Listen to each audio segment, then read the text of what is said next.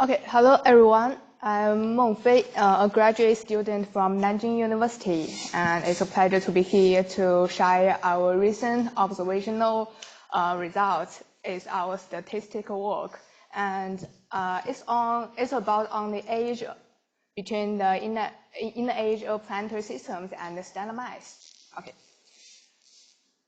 In our solar system, several distinct boundaries divided into clear zones, and we can see from Mercury at about 0.39 AU to the asteroid belt between Mars and Jupiter's, and to the Kuiper belt and beyond.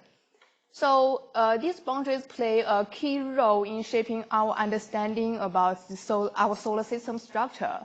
So it raises a quick question: what the boundaries exist in the diverse exoplanetary systems? So in this study, we focus on the inner age of planetary systems. It means the position of the innermost planets, and we have found that the confirmed exoplanetary systems, the innermost planets are closer than Mercury does to the Sun. And some previous studies have found that a peak is observed near 0.1 AU. And this is a notable observation. So it leads us to ask, are these closing orbits linked to the stellar properties, and what can it tell us about planetary formation and evolution? To clearly address these questions, we focus on the multiple planetary systems discovered by Kepler, and especially these around main sequence single stars. And we exclude the ultra-short period planets because they are distinct population in our analysis, and we exclude the giant planets from our analysis. Okay, so here I have to mention that in Kepler systems, the single planet systems have often have higher orbit inclinations, so the innermost planet might be missed in our analysis. But in multiple planetary systems, they are usually coplanar, so it's unlikely to detect the outer planet without detecting also the innermost one. Yeah. So we think the multiple planetary systems can provide a more reliable picture of the intrinsic relationship between the inner age and the stellar properties. Okay, so all right, this allows us to focus on the small planets, and we further divide it into subneptune and super-Earth based on radius value. We then classify these systems into three types: system with only super-Earth, system with only subneptunes, and system mixed system that contain both. So in all three populations, we can find a common trend. The position of the innermost planet tends to shift outward as stellar mass increases. We can see the green line. And this raises a key question: what is the exact relationship between the inner age and the stellar mass, and could this relationship be influenced by other factors? Okay, to address this question, first we apply a simple polar model to analyze the correlation between the semi-major axis of innermost planet and stellar mass. And the stellar mass data comes from Gaia. So across all four panels, we can see a significant positive correlation, not only when considering all systems together here, but also within each of three populations. We can see these three panels. And the left top is the gamma-1 coefficient, and bottom right is the Pearson coefficient and p-value.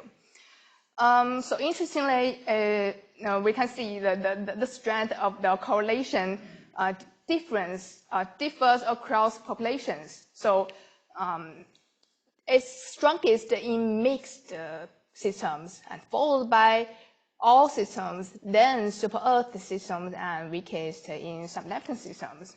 So it's worth mentioning that we tested whether the difference between super-Earth and sub-Neptunes could simply be due to the small sample size.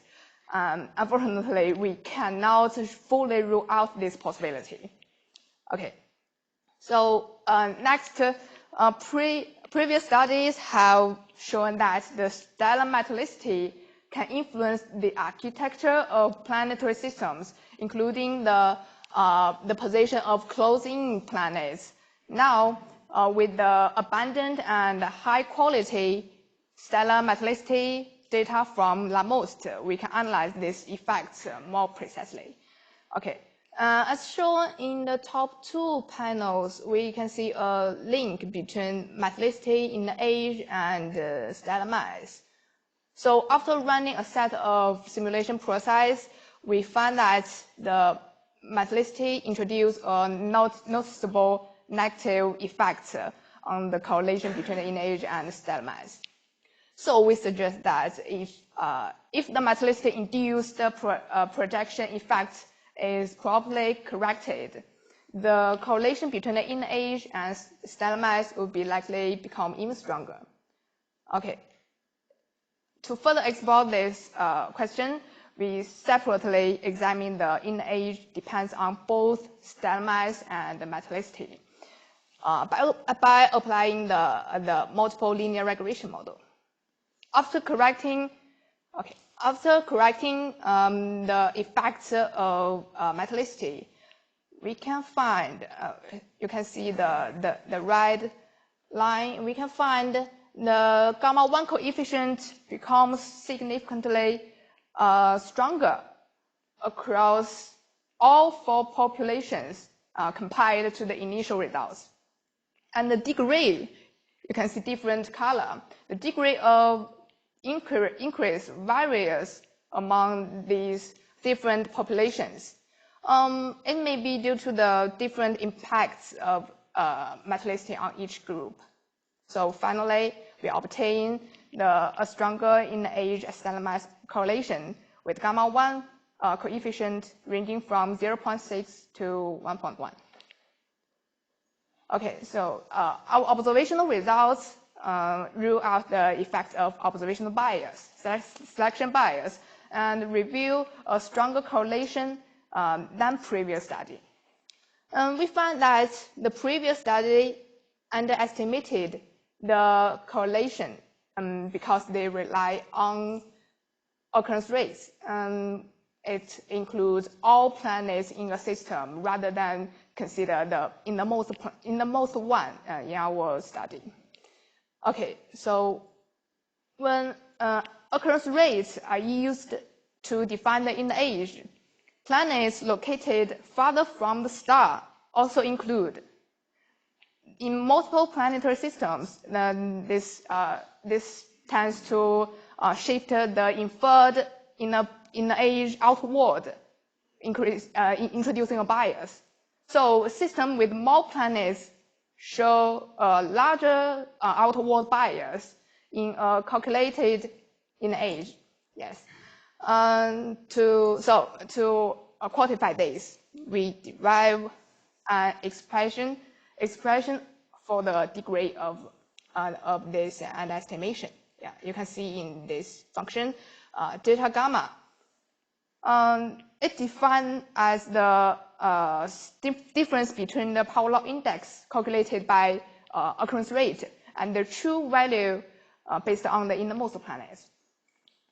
And in this function, we can see it depends on the stellar mass and the number of planets in a system. So, a previous study have shown that the lower mass tends to have more planets and higher mass tend to tend to host fewer. So we can assume two such systems. So we can calculate the delta gamma. And if the true correlation is 1, using occurrence rate would yield only 0.36, just as shown in the previous study. Okay, this maybe explain why our results reveal a stronger and more intrinsic correlation.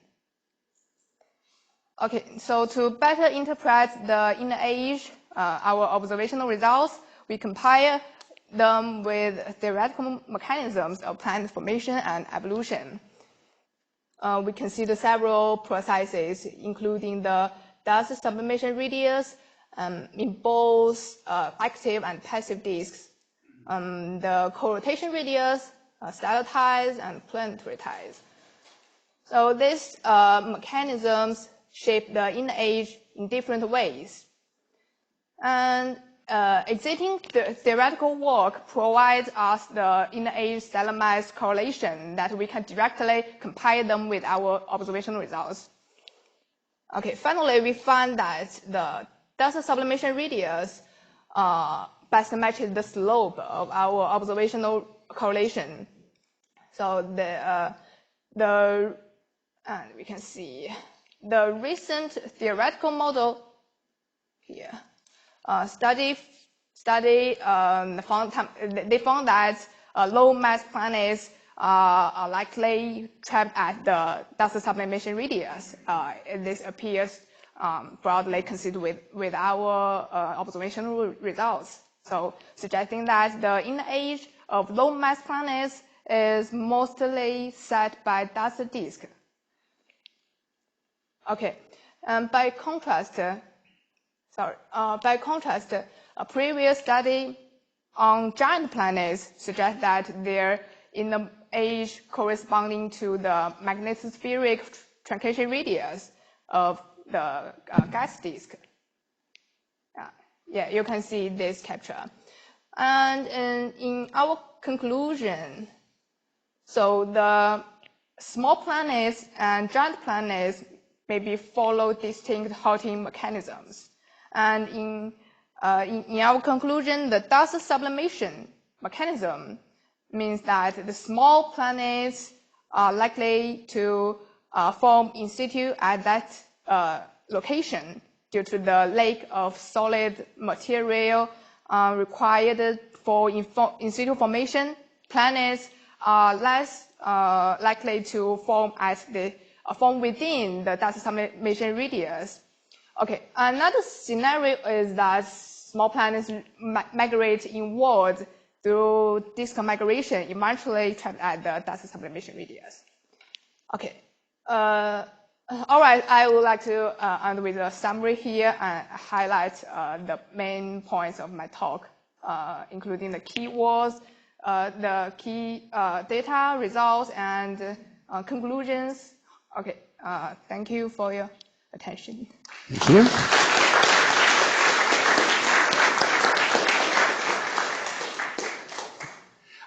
Questions from Meng-Fei? Ruth Mary Clay, UC Santa Cruz. So you said you took away the USPs with period less than a day. And at constant period distance scales, it's mass to the 1/3, which seems meaningful in this context. So how does that choice affect your results?